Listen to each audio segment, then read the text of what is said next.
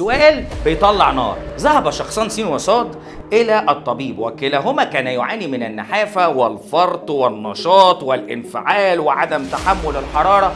ما تقول يا سيدي عنده تضخم جحوظي.